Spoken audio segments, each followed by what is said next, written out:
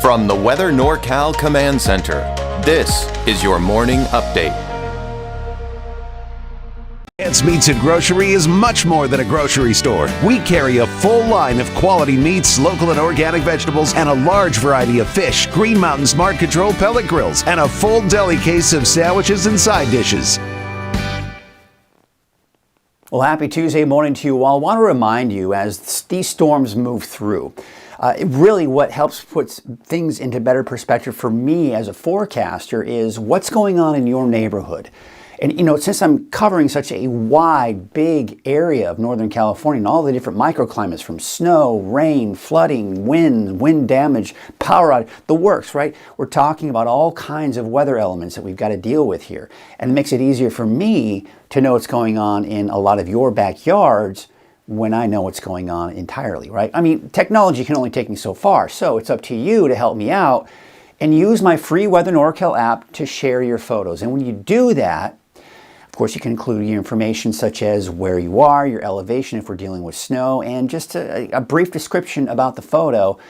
And location is very important. Not just like a particular, field or name of a field, but which town, which city it's closest to as well to make it easier for me as well. So send those photos. Use that free Weather NorCal app, not just to send the photos, but it's just a great resource in general. All right, take a look at these rainfall totals. You take a look at Redding. I want to show you this right now.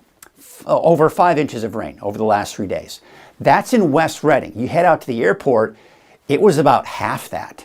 So it just depends on where you are in Redding, right? Because as you head south, look at almost 2.5 inches for Red Bluff, a little over 2.5 inches in Corning. Look at Chico, 3.41, Oroville, 2.21. Now you can see most of the rain was in the valley, and not to mention the foothills east of the valley. Now, we did see a lot of rainfall out along the coast, and in particular parts of southern Humboldt County. Look at Redway. About 5 inches of rain there over the last 3 days. 3.39 in Fortuna. I mean, not bad even off to the north and east. And we at least got to exceed an inch out towards Alturas. Susanville, 1.71, as well as Bernie. And there's Mount Shasta City, almost 5 inches of rain there. In fact, yesterday, they got a bit of a slushy mix in there. So it was an interesting day to say the least. Of course, the gusty winds out there as well. So look at the rainfall season at the airport for Redding, over 100%. We're actually doing better than we were this time last year. We take you out to Eureka, 127% of average. Also doing better than we were this time last year at 93%. How about Mount Shasta City? Yeah, 131% of average. Last year, we weren't doing that bad either at 119. We take a look at Alturas. Alturas has climbed above average as well at 108% of average. This is great to see. And of course, we're adding more to the snowpack as well, say above 5,000 feet. So this we've got the water. The water is coming. And the thing is, there's so much water, we've got still a flood watch. Now, this is going to expire here at 9 o'clock this morning, and we're going to probably see this kind of change here throughout the day. But we still have that flood watch until 4 a.m. tomorrow for the northern Sacramento Valley and the surrounding foothills. There's also a flood warning until 2 a.m. Wednesday. Now, that's for the Sacramento River at Tehama Bridge. It's expected to forecast to be below the flood stage by 10 o'clock this morning. Now we take a look at the flood warning until 5:30 p.m. today, and it's going to be in the minor flooding at Vino-Woodson Bridge. We're going to see that here as we go into the afternoon here. So this is kind of the area here that we've got to watch for. Here's I-5. Right, and there's Highway 99. So we're going to see some of that localized flooding in and around kind of those areas of the Sacramento River. But when we look at the weather headlines, we've got more thunderstorms in the forecast. But here's the thing. I don't expect the thunderstorms to be as strong.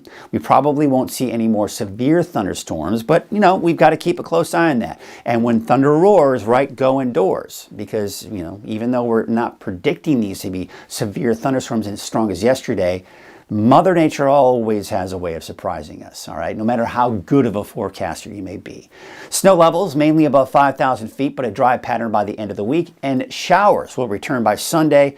and it'll probably continue into early next week as well. Now, we take a look at our forecast for today. Now, we could see some lightning strikes this morning and quite possibly even into the afternoon as well.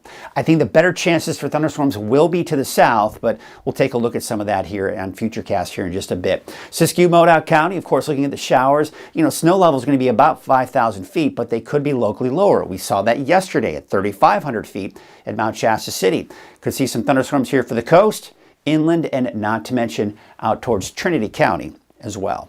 All right, so there's your satellite image right here. We've got the swirling area of low pressure, and we've got these disturbances rotating around that area of low pressure.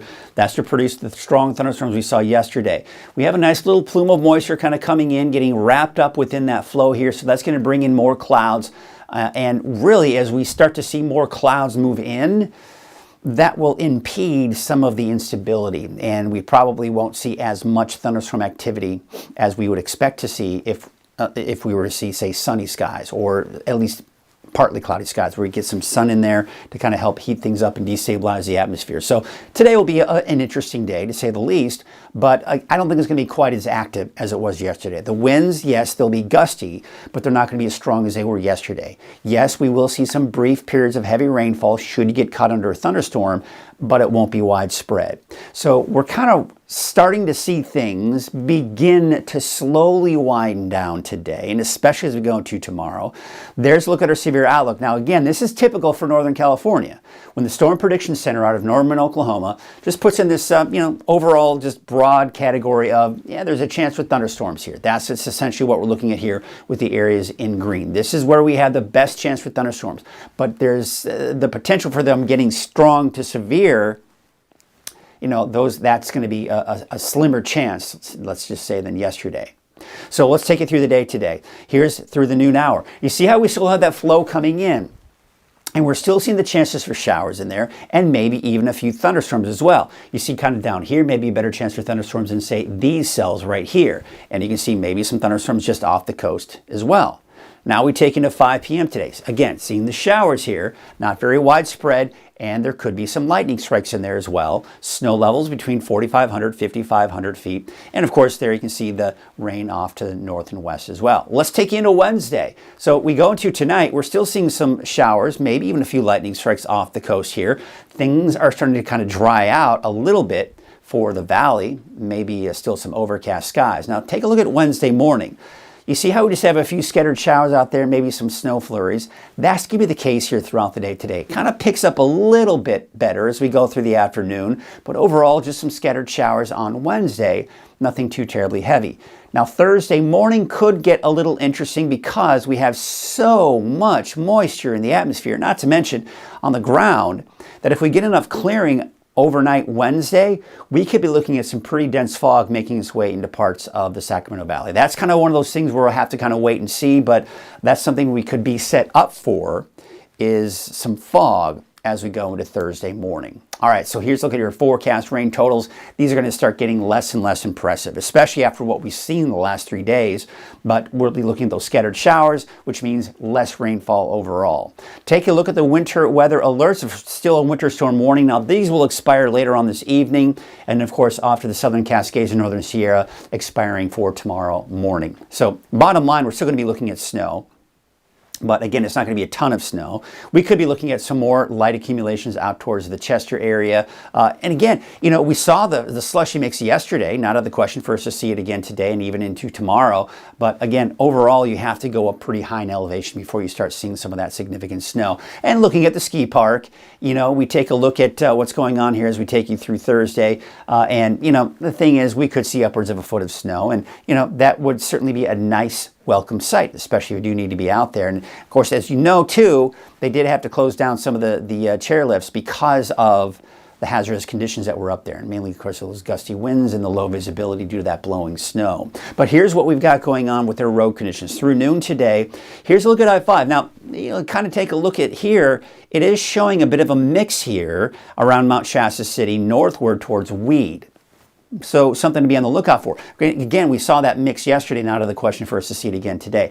But does that mean we're going to be looking at chain requirements? Probably not. I don't anticipate that to be a problem. On Highway 89, there may be a bit of a mix there as well, but this is where we're seeing more of that snow on those higher mountain passes through the day today and even going into this evening. But again, you can see a little bit of that mix near Mount Shasta City, but once again, this is where we're seeing the bigger problems. I mean, look at Cedar Pass. Cedar Pass doesn't look to be all that bad either. That's just because we're not seeing much snow. However, by tonight into early tomorrow morning, there's Cedar Pass. Now we're seeing some of that snow. By the way, there's Scott Mountain Pass as well. There you can see the snow there. And again, this is borderline getting up there. So we'll have to kind of watch that for tomorrow morning. Definitely need to keep a close eye on those road conditions if you do need to head north on I-5 tomorrow morning. Right? Something that's certainly worth watching. And of course, we are looking at that potential for some chain requirements off east of I-5. Now we switch gears. We talk about the winds. There still is a wind advisory until 6 p.m. today for Del Norte and Humboldt counties. That doesn't mean it won't be windy elsewhere, because it will. All right, so let's take you into this afternoon. Here's about 5 o'clock in the afternoon. Now, again, you'll notice we got those gusts upwards of about 20 miles per hour, maybe a little bit higher than that for the valley. So yes, you're going to notice the winds. Will it be as bad as yesterday? Not even close, right? So we're not going to be looking at major winds for the valley, but it still will be breezy, borderline windy out there. Where we're seeing the stronger winds is off along the coast here for today. But as you can see, as we go into your Wednesday, now we're starting to see those winds finally start to die down for everyone. A little breezy in spots, but overall not that bad. And that will continue into Thursday. So finally getting a break from those winds over the next couple of days. This is the area of low pressure I've got my eyes on here as when we look at the extended. Here is this Thursday at 5 p.m. Long-range forecast models are having a hard time with this one because this positioning of this low, if we were to shift this a little bit more to the east, look what happens with this. This also shifts to the east. So that could potentially mean some rain for the coast on Thursday. For now, I'm keeping it out because this morning, both the American forecast model and the European forecast model agree that this area of low pressure will be far enough to the west that that rain will be to the west of the coast as well. So for now, Thursday, Friday, Saturday, looking dry as that low pressure shifts to the south. Now, eventually, this low pressure is then going to shift to the east. And that could spark up a little bit of activity and transport some moisture northward towards us. But snow levels, as we do go into Sunday, Monday, or Sunday really, Sunday is when I expect snow levels around 6,000 feet. But this system coming in is coming in from the north. It's a colder storm system. It will have a little bit of moisture to work with, which means snow is going to be much lower with this cold storm system. And by the way, I want you to take note, you see these lines, these are what we call isobars. And when they're tightly packed like that, that is support for some strong winds. So we'll have to watch for the potential of some blowing snow on Monday of next week. Snow levels down to, on average around 2,000 feet, could get locally lower. So could be interesting as we go into Monday, but we're also seeing kind of a ridge of high pressure trying to build in as we do go into parts of next week. You see this little bit of a ridge right here. So we really won't have anything terribly strong moving into parts of Northern California early next week. But, some colder systems kind of pushing from the north could bring us that potential for some lower elevation snow. Now, the precipitation outlook through the rest of the month, you kind of get these lighter shades of green indicating that our chances for seeing above normal rainfall are slim. They're up there, but we're going to be looking at some rain. There's still some rain in the long range, and that's going to keep us wet for a little bit. All right. We also have our temperature outlook here looking at below normal. Of course, that's the support for those lower snow levels I was talking about, especially as we go into early next week. Looking at the wave heights for today, they are getting lower from where we saw yesterday, and not to mention as we go into Wednesday, they'll drop even more down to about 7 to 8 feet. So your marine forecast for your Tuesday, south winds 20 to 30 knots, waves from the south at 13 feet at 10 seconds. There is a gale warning through this afternoon. So here's your Trinity County neighborhood forecast. Temperatures upper 40s, low 50s. We could see some thunderstorms today, this afternoon, and maybe some scattered showers on Wednesday. Bottom line is this, from today through the next couple of days, chances for showers are starting to diminish.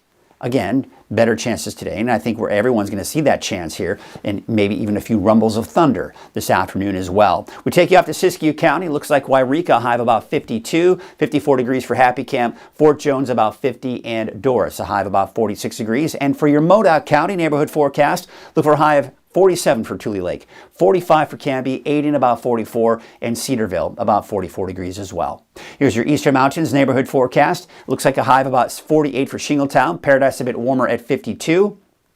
There you can see Greenville about 44, and of course some scattered showers throughout the day. Today, Ender Valley neighborhood forecast brought to you by Haas Farms. Those temperatures in the upper 50s. There's that chance for thunderstorms today, isolated showers Wednesday, and then drying out for Thursday, Friday, and Saturday. 50 for a high today in Whiskeytown. There's the city of Shasta Lake about 53.